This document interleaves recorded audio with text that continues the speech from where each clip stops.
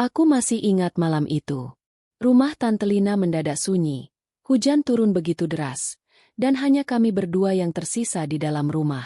Aku pikir aku sudah mengenal sifatnya yang lembut dan polos.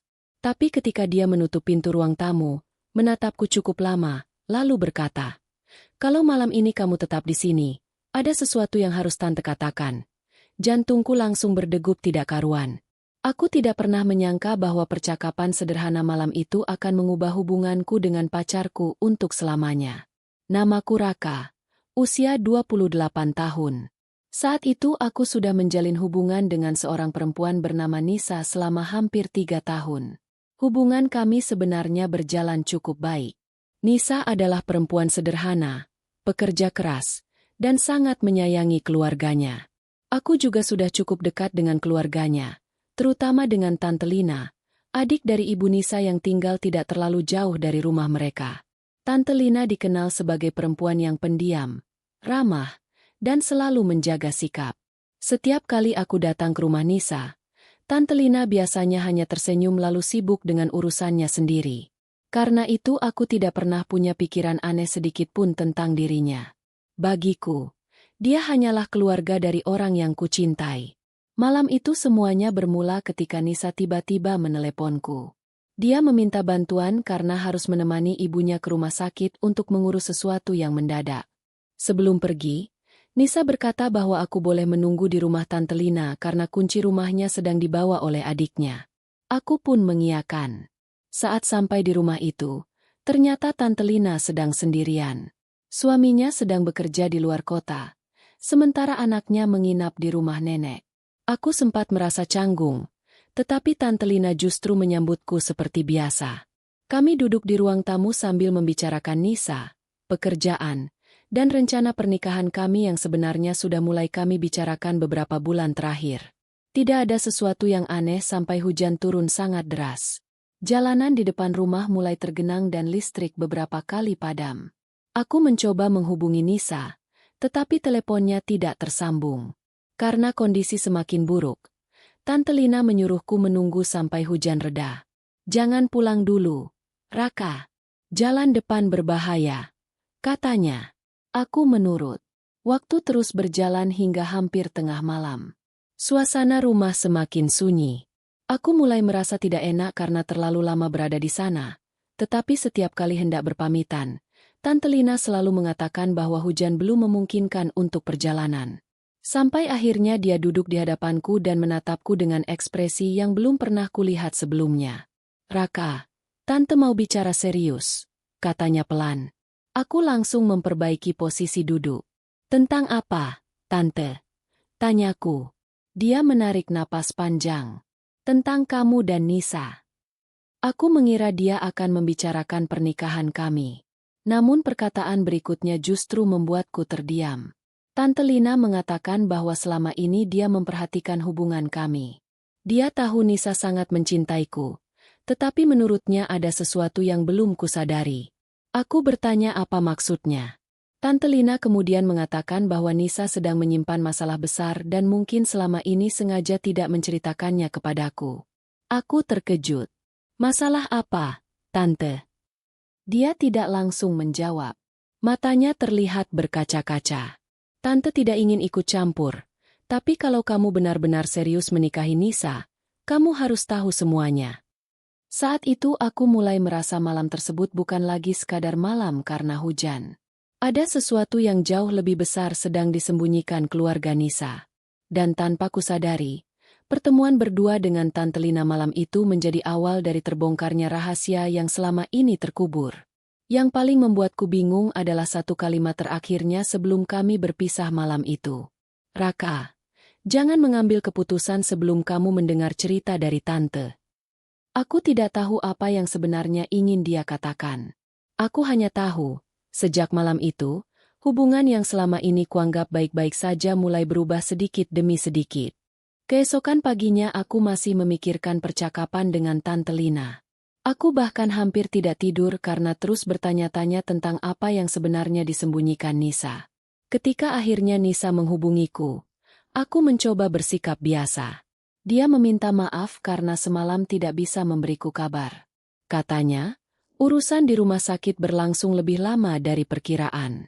Aku ingin langsung bertanya tentang masalah yang disebut Tante Lina, tetapi entah mengapa aku menahan diri. Aku takut jika ternyata Tante Lina salah memahami keadaan. Pertanyaanku justru akan membuat masalah menjadi lebih besar. Selama beberapa hari berikutnya, aku mulai memperhatikan perubahan kecil pada Nisa. Dia menjadi lebih mudah melamun, sering memeriksa ponselnya, dan beberapa kali terlihat seperti ingin mengatakan sesuatu tetapi mengurungkan niat. Ketika kutanya apakah ada masalah, jawabannya selalu sama. Aku baik-baik saja. Namun aku tahu ada sesuatu yang tidak beres. Beberapa hari kemudian aku kembali bertemu Tante Lina secara tidak sengaja di sebuah warung dekat rumahnya. Awalnya kami hanya saling menyapa. Namun sebelum aku pergi, dia memintaku duduk sebentar. Wajahnya terlihat serius. Raka, Tante minta maaf kalau pembicaraan malam itu membuatmu berpikir macam-macam, katanya. Aku menjawab bahwa aku hanya ingin tahu kebenarannya. Tante Lina kemudian menceritakan bahwa beberapa bulan sebelumnya Nisa pernah mengalami masalah keuangan yang cukup berat. Nisa ternyata meminjam uang dari seseorang untuk membantu keluarganya. Tetapi jumlahnya terus bertambah karena bunga dan tekanan dari pihak tersebut. Aku terkejut karena selama ini Nisa tidak pernah mengatakan apapun. Tante Lina mengatakan bahwa Nisa takut aku akan meninggalkannya jika mengetahui kondisi keluarganya. Dia malu. Raka, dia merasa kamu akan melihat keluarganya sebagai beban, ujar Tante Lina. Aku mulai memahami mengapa Nisa akhir-akhir ini berubah. Namun ada satu hal yang masih membuatku penasaran. Mengapa Tante Lina begitu berusaha menjelaskan semuanya kepadaku secara diam-diam? Ketika aku menanyakan hal itu, Tante Lina terdiam cukup lama. Karena Tante pernah mengalami hal yang sama. Jawabnya, ternyata beberapa tahun sebelumnya Tante Lina juga pernah berada dalam situasi sulit. Dia pernah hampir kehilangan rumah karena masalah utang keluarga. Saat itu tidak ada yang membantunya. Dia merasa sendirian dan takut mengambil keputusan yang salah. Karena itulah dia tidak ingin Nisa mengalami hal yang sama. Aku mulai melihat Tante Lina dari sudut pandang berbeda. Selama ini aku mengira dia hanya perempuan pendiam yang selalu menjaga jarak. Ternyata di balik sikap tenangnya, dia menyimpan pengalaman hidup yang cukup berat. Namun kemudian dia mengatakan sesuatu yang membuatku semakin bingung. Tante sebenarnya ingin kamu tahu satu hal lagi. Tapi Tante takut Nisa marah. Aku bertanya apa itu. Tante Lina mengatakan bahwa Nisa pernah mempertimbangkan untuk membatalkan rencana pernikahan kami. Bukan karena tidak mencintaiku, melainkan karena merasa dirinya tidak layak menjadi istriku. Mendengar itu, dadaku terasa sesak. Selama ini aku sibuk mempersiapkan masa depan, sementara orang yang kucintai justru diam-diam mempersiapkan diri untuk pergi dariku. Aku langsung ingin menemui Nisa, tetapi Tante Lina menahanku. Jangan datang dengan emosi. Bicaralah sebagai orang yang mencintainya. Aku mengangguk. Dalam perjalanan pulang, pikiranku penuh dengan berbagai pertanyaan. Aku mulai menyadari bahwa malam ketika aku terjebak berdua dengan Tante Lina bukanlah sesuatu yang perlu kutakuti. Justru malam itu menjadi pintu pertama menuju kebenaran tentang Nisa.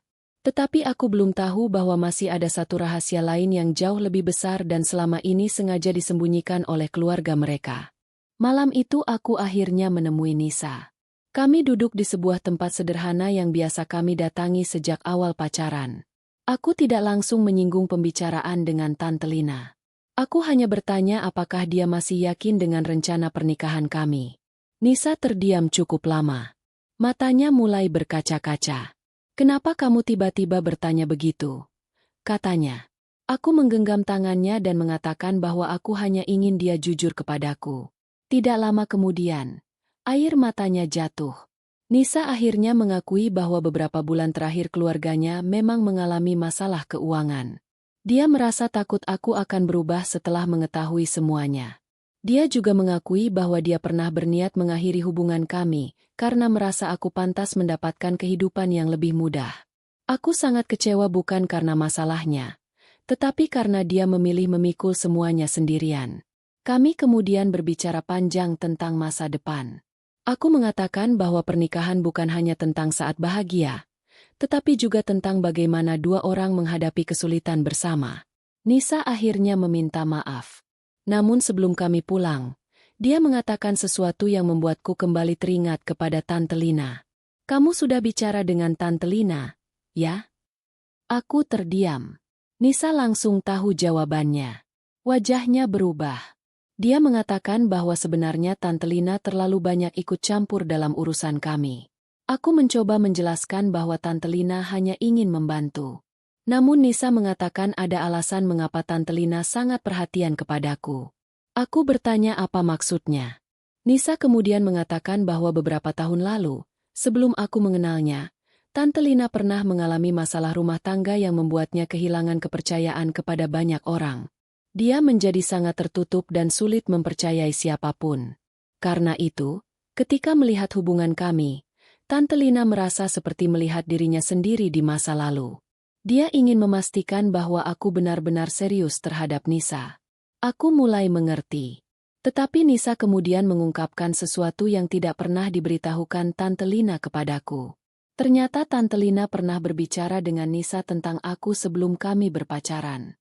Dia pernah mengatakan bahwa menurutnya aku adalah laki-laki yang bisa dipercaya. Tetapi Nisa harus memastikan bahwa aku benar-benar siap menghadapi keluarga dan segala masalahnya. Jadi semua perhatian Tante Lina selama ini bukan karena sesuatu yang aneh, melainkan karena dia merasa bertanggung jawab terhadap keponakannya. Aku merasa malu karena sempat berpikir buruk. Namun Nisa masih belum selesai bercerita. Dia mengatakan bahwa beberapa hari sebelum malam hujan itu, Tante Lina menerima kabar bahwa orang yang menagih utang keluarganya berencana membawa masalah tersebut ke jalur hukum. Tante Lina sebenarnya sedang mencari jalan keluar. Dia ingin membantuku memahami keadaan sebelum aku membuat keputusan tentang pernikahan. Itulah sebabnya dia memintaku tinggal malam itu. Tidak ada niat buruk. Dia hanya ingin berbicara tanpa membuat Nisa merasa tertekan. Aku akhirnya mengerti mengapa tatapannya malam itu begitu serius. Dia bukan sedang mengajakku melakukan sesuatu yang tidak pantas. Dia sedang mencoba menyelamatkan hubungan dua orang yang menurutnya masih memiliki kesempatan untuk memperbaiki keadaan. Setelah mengetahui semuanya, aku meminta maaf kepada Tante Lina. Aku mengatakan bahwa aku sempat salah memahami sikapnya. Tante Lina hanya tersenyum dan berkata, "Tante tidak peduli kamu menganggap tante apa. Yang penting kamu jangan menyakiti Nisa." Kalimat itu membuatku terdiam. Saat itulah aku sadar bahwa selama ini aku terlalu cepat menilai seseorang hanya dari satu situasi. Aku hampir membiarkan prasangka menghancurkan kepercayaan yang sudah dibangun selama bertahun-tahun. Namun masalah keluarga Nisa belum selesai. Justru setelah kami mengetahui besarnya utang tersebut, kami harus menghadapi persoalan yang jauh lebih rumit. Beberapa minggu berikutnya menjadi masa paling berat dalam hubungan kami. Aku dan Nisa mulai mencari solusi bersama. Kami mendatangi keluarganya dan membicarakan masalah keuangan secara terbuka. Awalnya suasana sangat tegang karena sebagian anggota keluarga merasa malu. Namun setelah semuanya dibicarakan, kami akhirnya mengetahui bahwa masalah itu sebenarnya bisa diselesaikan jika semua orang mau bekerja sama. Tante Lina menjadi orang yang paling aktif membantu mencari jalan keluar. Dia bahkan rela menjual beberapa barang miliknya untuk mengurangi beban keluarga. Melihat pengorbanannya, aku semakin menghormatinya. Aku juga mulai memahami mengapa selama ini dia begitu protektif terhadap Nisa. Bagi Tante Lina, Nisa bukan hanya keponakan. Dia seperti anak sendiri. Sementara itu, hubungan kami dengan Nisa perlahan kembali membaik. Kami sepakat menunda pernikahan beberapa waktu agar tidak terburu-buru. Aku ingin memastikan bahwa kami menikah bukan karena tekanan atau rasa kasihan, melainkan karena benar-benar siap. Suatu sore, aku datang ke rumah Tante Lina untuk mengembalikan beberapa dokumen yang sebelumnya dia titipkan kepadaku. Saat itu dia sedang duduk sendirian di teras. Kami berbicara cukup lama. Dia kemudian mengatakan bahwa dirinya sudah mengetahui sejak awal bahwa aku sempat salah paham terhadapnya. Aku merasa malu dan meminta maaf lagi. Namun Tante Lina justru tertawa kecil. Tidak apa-apa. Kadang manusia memang lebih mudah percaya pada pikiran sendiri daripada bertanya langsung. Aku mengangguk. Kemudian dia mengatakan sesuatu yang membuatku teringat pada malam hujan itu. Malam itu tante memang sengaja meminta kamu tinggal lebih lama. Aku terkejut. Dia menjelaskan bahwa saat itu dia ingin memastikan aku tidak langsung mengambil keputusan setelah mendengar masalah keluarga Nisa. Dia takut aku akan pergi tanpa memberikan kesempatan kepada Nisa untuk menjelaskan. Tante sudah pernah kehilangan orang yang tante sayangi karena masalah yang sebenarnya masih bisa diselesaikan. Tante tidak ingin Nisa mengalami hal yang sama. Mendengar itu, aku benar-benar memahami semuanya. Tidak ada rahasia seperti yang sempat kubayangkan. Yang ada hanyalah seorang perempuan dewasa yang berusaha melindungi keluarganya dengan caranya sendiri. Beberapa bulan kemudian, keadaan keluarga Nisa mulai stabil. Utang berhasil diselesaikan secara bertahap. Nisa juga mendapatkan pekerjaan tambahan sehingga kondisi keuangan kami membaik. Kami kembali membicarakan pernikahan, tetapi kali ini dengan hati yang jauh lebih matang. Pada suatu malam, Nisa bertanya kepadaku apakah aku masih ingat malam ketika aku terjebak berdua dengan Tante Lina. Aku tertawa kecil dan mengatakan bahwa aku tidak mungkin melupakannya. Nisa kemudian tersenyum. Aku dulu takut kamu salah paham sama Tante. Aku menjawab bahwa justru dari malam itulah aku belajar sesuatu yang penting. Aku belajar bahwa tidak semua rahasia disimpan untuk menyakiti seseorang. Ada rahasia yang disimpan karena seseorang sedang berusaha melindungi orang lain. Tidak lama setelah itu, kami mengadakan acara sederhana bersama keluarga. Tante Lina datang dengan wajah bahagia. Dia bahkan menjadi orang pertama yang memberikan ucapan selamat kepada kami ketika tanggal pernikahan akhirnya ditentukan.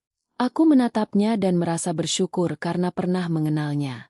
Kalau malam itu aku langsung pergi tanpa mendengarkan penjelasannya, mungkin semuanya akan berakhir berbeda. Hari pernikahan kami akhirnya tiba. Tidak ada pesta mewah, tidak ada gedung besar, tetapi suasananya terasa sangat hangat. Orang-orang yang benar-benar menyayangi kami hadir dan memberikan doa terbaik. Di antara semua orang, Tante Lina terlihat paling bahagia. Setelah acara selesai, dia menghampiriku dan menyerahkan sebuah amplop kecil. Aku bertanya apa isinya. Dia hanya berkata, "Bukan nanti kalau sudah di rumah."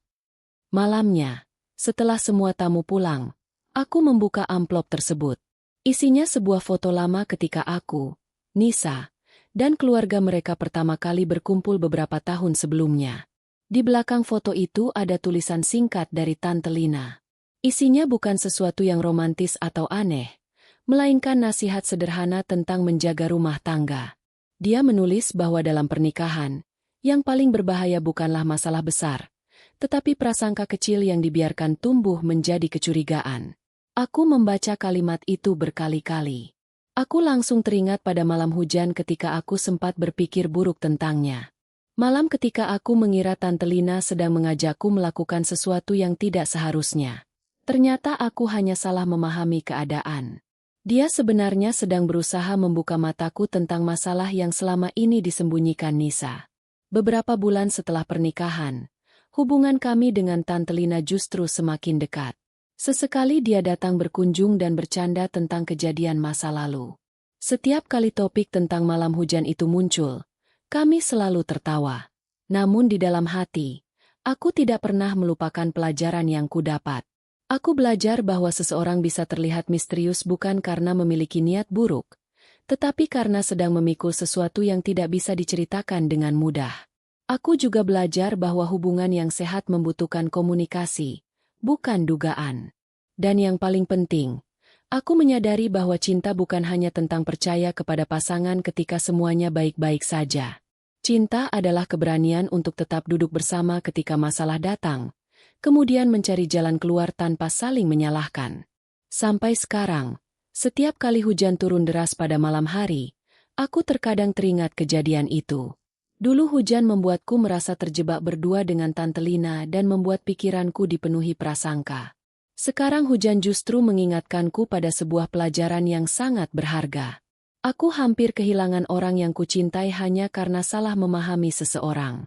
Beruntung aku memilih untuk bertanya dan mendengarkan sampai selesai. Karena ternyata, Apa yang kukira sebagai sebuah ajakan yang mencurigakan hanyalah awal dari sebuah percakapan yang menyelamatkan hubungan kami. Tante Lina tidak pernah mengajakku melakukan sesuatu yang melampaui batas.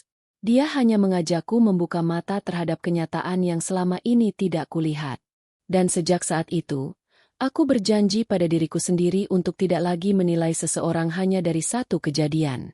Karena terkadang, di balik sikap seseorang yang membuat kita bertanya-tanya, ada alasan yang jauh lebih dalam daripada yang bisa kita bayangkan.